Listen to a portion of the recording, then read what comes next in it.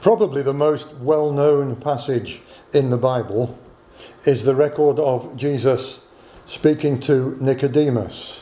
It's in John chapter 3. Jesus said to Nicodemus, "For God so loved the world that he gave his only begotten Son, that whoever believes in him should not perish, but have everlasting life." It's one of the most well-known, or perhaps the most well-known passage in the Bible, but it's also very widely misunderstood, sadly.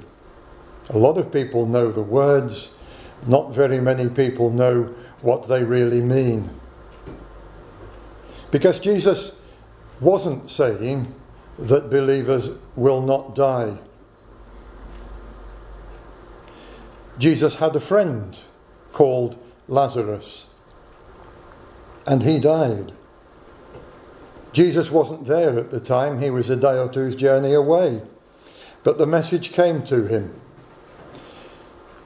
And his disciples knew that that's what had happened, and they knew that Lazarus was a very close friend of Jesus.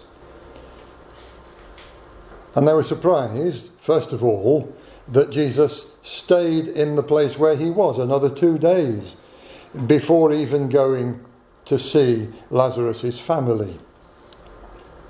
And on the way, Jesus said to his disciples, "Our friend Lazarus sleeps, but I go that I may wake him up." And his disciples misunderstood that. They thought that if Lazarus was sleeping, having been unwell, then he was likely making a recovery. Waking him up wouldn't necessarily be a good thing. They didn't understand what Jesus had meant. John, writing in his Gospel, tells us that actually Jesus was speaking of Lazarus' death, but his disciples thought that Jesus meant he was taking rest in sleep. So Jesus said to them plainly, "Lazarus is dead." That's interesting. Lazarus was a close friend of Jesus. Without any doubt at all, he and his family were believers in Jesus. But Lazarus died. And that being the case, Jesus said that he was asleep. Well, the Bible makes it very clear that death really is death. The wise man writing in the Ecclesiastes said, "For the living know that they will die, but the dead know nothing. They have no more reward, for the memory of them is forgotten. All their love, their hatred, and their envy have now perished. Nevermore will they have a share in anything done under the sun." So that's a clear message that death is a complete end to life. Memories and all emotions are gone. There's nothing left of the person who was previously alive. But there's an interesting phrase used at the end of that verse. Nevermore will they have a share in anything done under the sun. And that phrase, under the sun, is one that occurs very often in the book of Ecclesiastes. And from the context, you can easily determine that most of the time it means in the world where God is left out of the reckoning. In other words, without God, anyone who dies has no more any share in anything. So Jesus' point, when he said that whoever believes will not perish, Jesus' point was not that believers won't die, but that their death won't be, like that, a final and complete end. It will be like a sleep from which they can be woken again in resurrection. Because later in that same record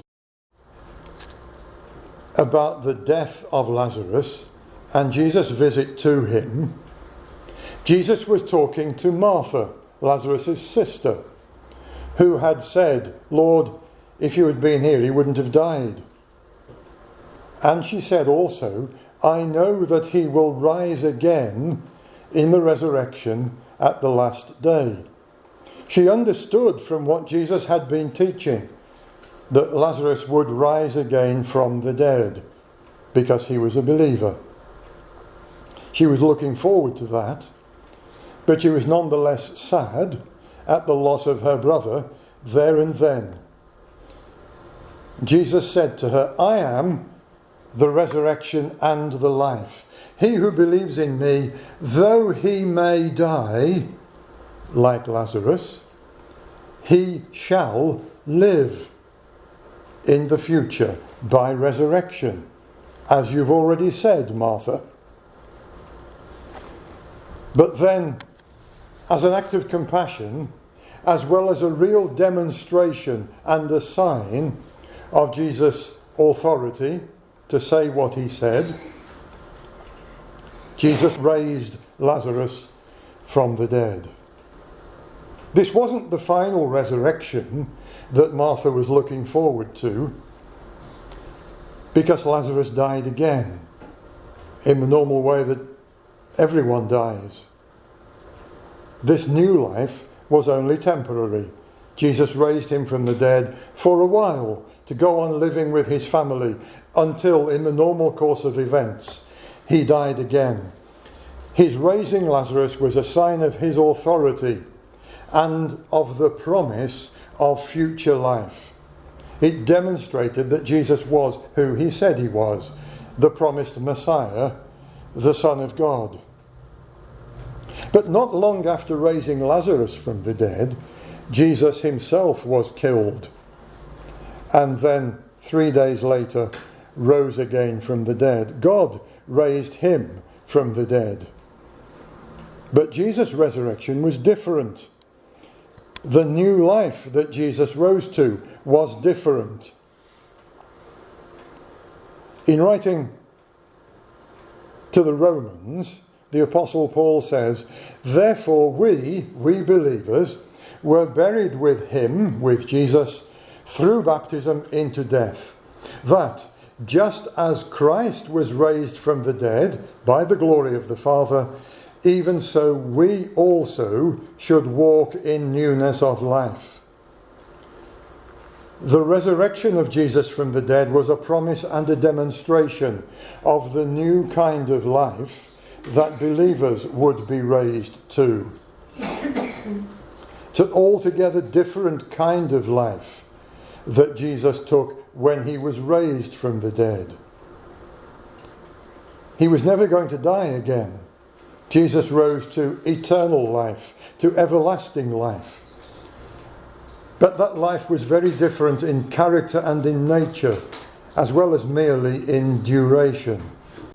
The resurrection of Jesus himself is presented throughout the New Testament as a demonstration of God's ability and willingness to provide the same resurrection, the same new life for believers.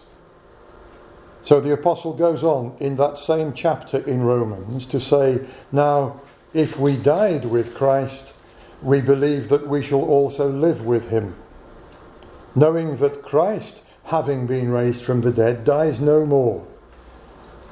He wasn't like Lazarus' first resurrection. Jesus rose to eternal life. Death no longer has dominion over him.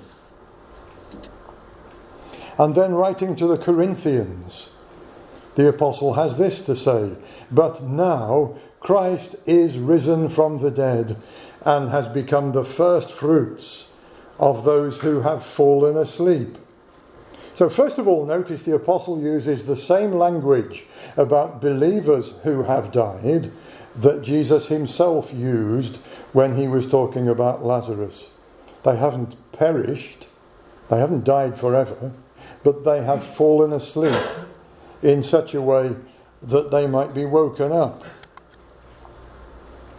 They will be woken by Jesus to share the same kind of life that he now has. When? They will be woken when Jesus comes back to the earth. Because the apostle goes on still in that chapter 15 of the letter to the Corinthians, but each one in his own order. Christ, the first fruits.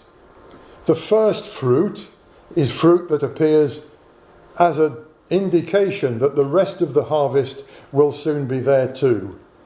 Christ was the first example of one who rose from the dead to eternal life, but an indication that a full harvest of believers granted eternal life is yet to come. Each in his own order. Christ the first fruits, afterwards those who are Christ's at his coming. So we've seen, in thinking about the topic of life and death and how the Bible explains it, that it is inextricably linked with other basic gospel teachings. First, the apostle says it has to do with baptism. Believers who are baptized into Christ, demonstrating their commitment to Christ and their belief, will be, when Jesus returns, raised again. So we also have it linked with the promise of the second coming of Jesus back to the earth to raise and reward believers. We think it's important enough that everyone should try to find out more about this topic and try to understand it better. It is, after all, a matter of life and death.